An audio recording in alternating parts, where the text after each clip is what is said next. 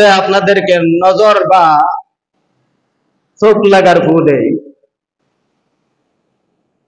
নজর লাগে? নবীজি বলেন নজর তো এমন একটা বদ বদ নজর, কুদৃষ্টি, এমন খারাপ একটা ভাইরাস যে মানুষের উপর নজর লাগলে তাকে কবর নিয়ে যায়। আর নবীজি উটের উদাহরণ দিয়েছেন, অর্থাৎ জীবজন্তু কোন জিনিসের উপর নজর লাগলে তাকে চুলার মধ্যে নিয়ে যায়, অর্থাৎ ডেগো নিয়ে যায়।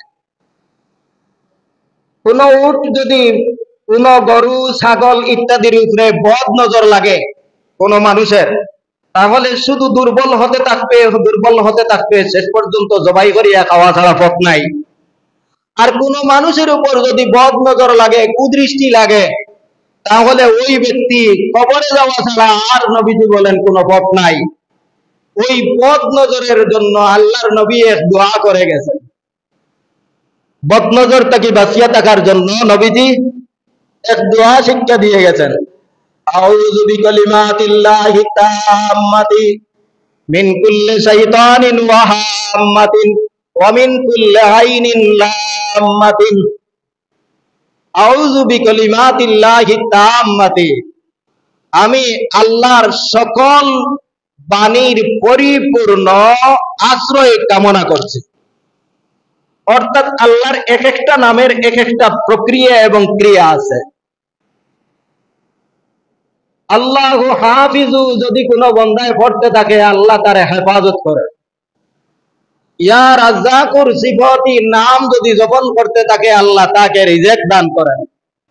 আল্লাহর যত নাম আছে সিফাতি, প্রত্যেকটা নামের উসিলায় নবীজি বলেন আমি আল্লাহর কাছে আশ্রয় চাচ্ছি। মিন কুল্লি শাইতানিন, প্রত্যেক শয়তান থেকে, ওয়া হাম্মাতিন, এবং শয়তানের কুমন্ত্রণা থেকে, ওয়া মিন কুল্লি আইনিন লাম্মাতিন, আর সব বদনজরওয়ালা দৃষ্টি থেকে আমি আল্লাহর কাছে আশ্রয় প্রার্থনা করছি। এই দোয়া যদি পড়ে, তাহলে ওই ব্যক্তির আর তার খাদ্য হোক, মানুষ হোক, জীবজন্তু হোক, এই দোয়া পড়িয়া হাত বুলাইয়া দিলে অথবা দোয়া পড়িয়া ফু দিলে আর ওই ব্যক্তির বদনজর লাগবে না।